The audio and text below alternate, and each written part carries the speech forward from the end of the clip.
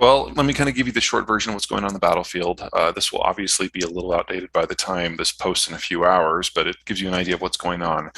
There are three major thrusts: the Russians and the Belarusians. Belarus, by the way, no longer exists as a country. It has now been sublimated into Russia.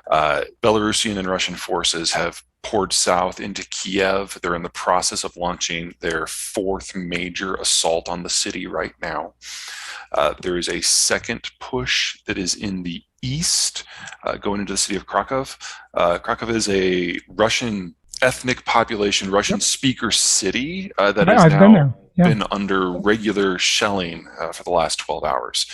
The Russians apparently have gotten frustrated that they just couldn't just go in there and have everyone join them, so they're leveling it. Yeah, it's awful. And then there's a third front in the south, where forces from Crimea and forces from the secessionist enclaves in the southeast are joining together at Mariupol. That'll provide a land bridge for Russian forces all the way to Crimea, and then they can push very hard for the commercial capital of Odessa.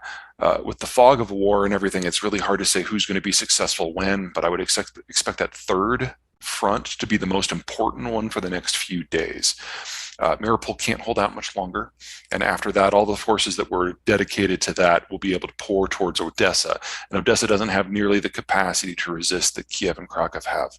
So I can see Odessa falling within a week, and if that happens, the Ukrainians have lost their major port and their primary way of getting large amounts of material in and out of the country, whether that is wheat for export or weapons for the war.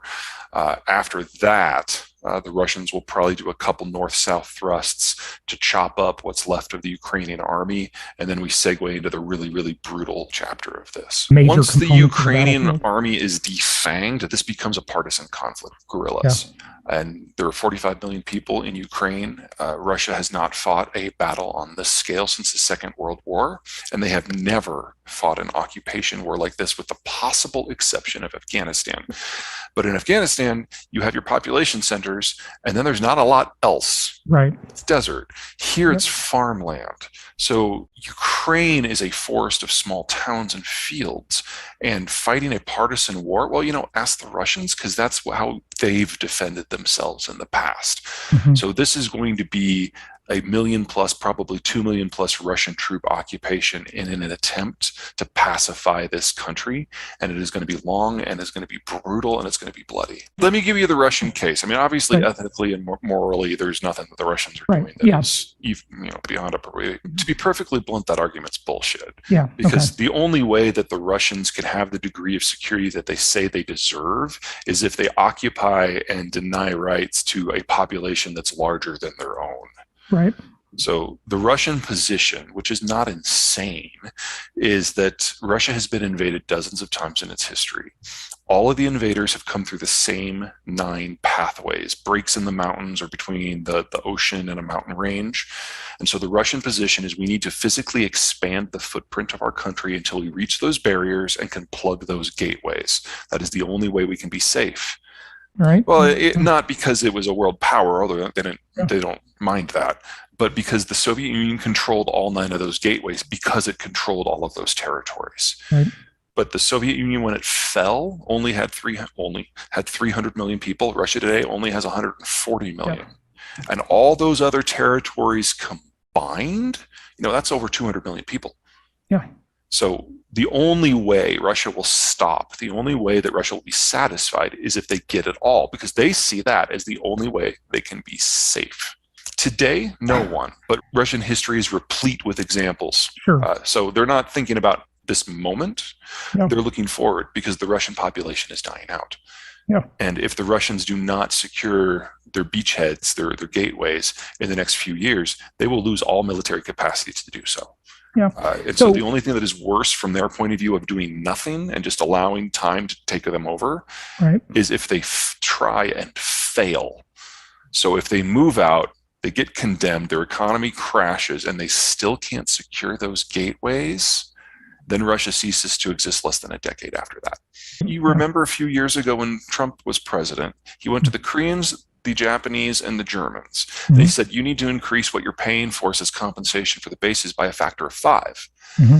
The Germans said flat out no, and we're still dealing with the fallout from that. One of the reasons why our response to Ukraine has been so limited is Trump destroyed a lot of the intellectual and diplomatic and even physical infrastructure that was necessary.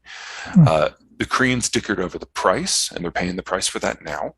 The Japanese tipped us. And so Japan is in with the United States almost as if it was American territory. And if this war had happened 5 years ago, Japan would not be participating in the sanctions. Instead, they were the third country to sign up. They've realized what they need to do in the long run. They've found a security sponsor. They're paying us to remain interested. Well, Ukraine controls 1.5 of those gateways. So that's specifically what they're after here. With a lot of the other interventions in the past, whether it's in Georgia in 2004, Crimea in 2014, Nagorno-Karabakh last year, Kazakhstan this January, that allowed the Russians to get boots on the ground in many of these gateways. If they capture Ukraine in its total, they will now, or would, have access to 7 of them.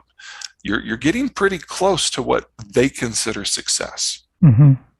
Yeah, I mean, none of the sanctions that are in place are enough to whap the Russians up the side of the head and give a second thought. But I am quite pleased that the West is not dead.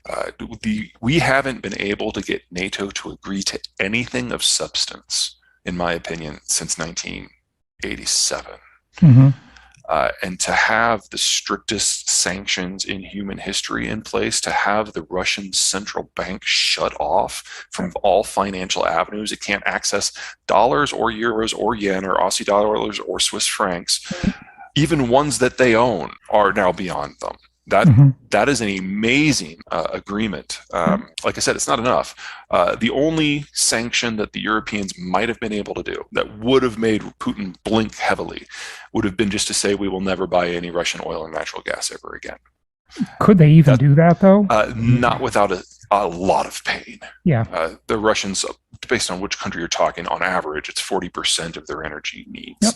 And so if you were to get by without 40% of the energy you needed for the next year, your life would look very, very different. So I understand why the Europeans are trying to have their cake and eat it too, but it's not going to last. There is no way you have a war in a country as large as Ukraine, with as much infrastructure as Ukraine, and with the tactics that the Russians are going to have to use, and that energy is still going to flow. So one way or another this year, probably in the next few weeks, those energy flows are going to shut off anyway. That's not how they think of things. Russians pride themselves to a degree on privation, and the sort of people who would push back against the government are the kind that are eating the imported cheese. They're not the kind of people that are going to pick up a soldier and march, or pick up a weapon and march on Red Square. You're talking about the pro-Western elites, the more educated people, and those people are now trying to find a way out. And from Putin's point of view, he sees them as a net loss, so that's really not a problem. Right, but there's... Sorry, he sees their departure as a net win. I said that back. All that's left is, I don't have the numbers firmly committed, I think it's about 120 billion in gold. That is of no use in domestic management.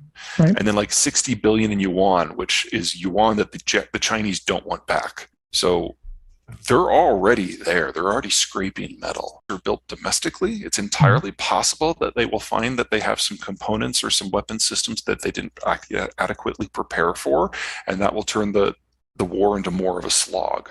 But the Russians have 10 times the army that the Ukrainians do, and as so long as no one else launches an invasion of Russia proper or sends regular troops into Ukraine, they will win this.